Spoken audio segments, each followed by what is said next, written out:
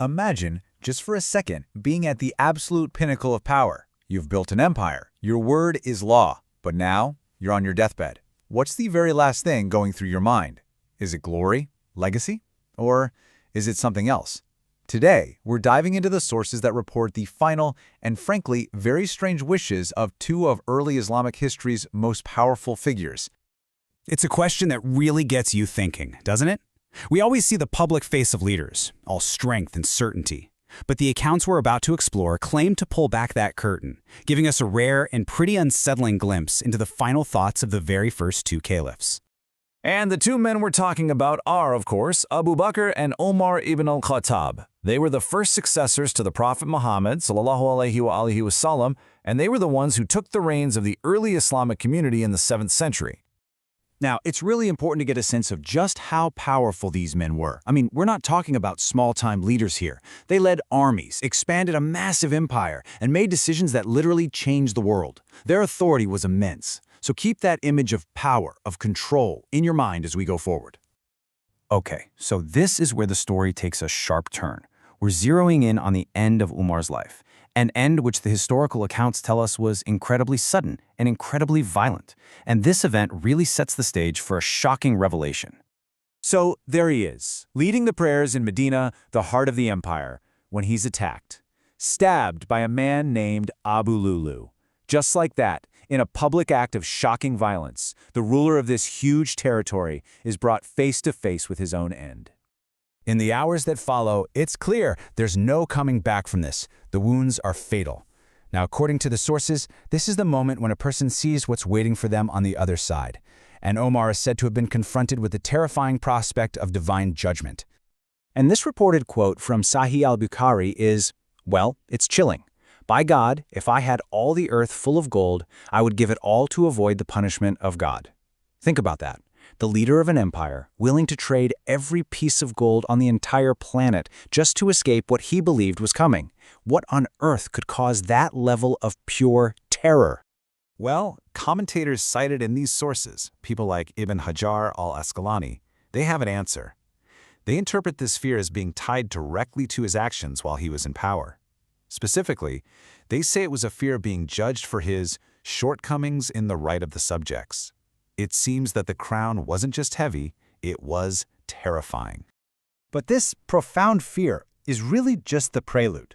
Because the sources report that both Umar and the caliph before him, Abu Bakr, made final wishes that are, well, they're just bizarre. And they don't really sound like humility. They sound like something much, much darker. And this is the core of it all, isn't it? After a lifetime of more power than you or I could ever imagine, what did they truly wish for in the end? What did they wish they had been instead? The answer, as recorded in these texts, is something you probably won't see coming. Okay. Just let that sink in. This is the reported wish of the first caliph, Abu Bakr. He wished he had been a tree that was then eaten by a camel and then turned into waste, just so that he wouldn't have been a human being who had to face accountability.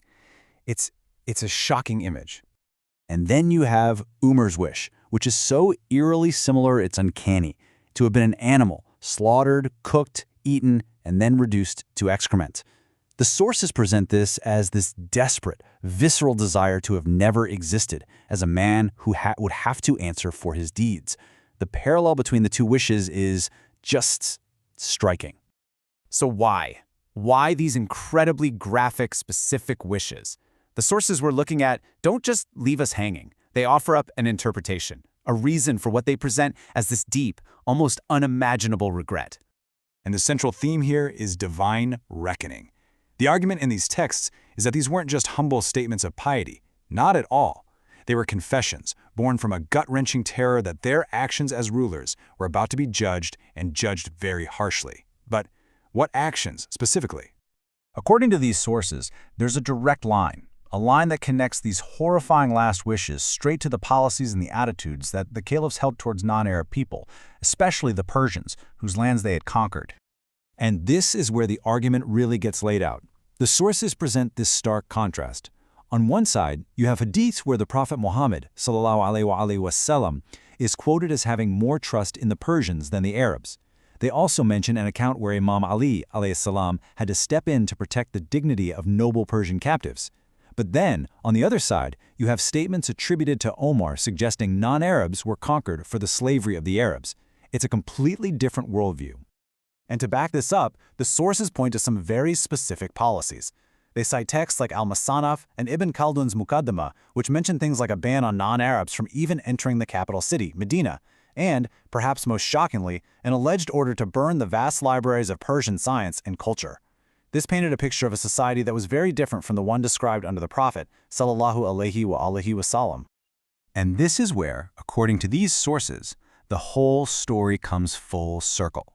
They draw a direct line between these policies of subjugation and the way Omar died, pointing out that his assassin, Abu Lulu, was a Persian living under these exact conditions in Medina. So, where does that leave us? What are we supposed to make of all this? How do these reported final moments and the interpretations we've explored from these sources ask us to maybe rethink the legacies of these men? Ultimately, the narrative that these sources put forward is one where that public image of conquest and absolute strength gets completely shattered by a private confession of absolute terror. It suggests that at the very end, the immense weight of their rule wasn't a point of pride, but the source of a bone-deep fear of judgment. Which leaves us with one last big question to chew on. If we take these accounts as they're presented, how much can a person's last words really change their story? Can a final wish, a final confession, truly redefine an entire legacy? It's a pretty powerful question about history, power, and what really counts in the end.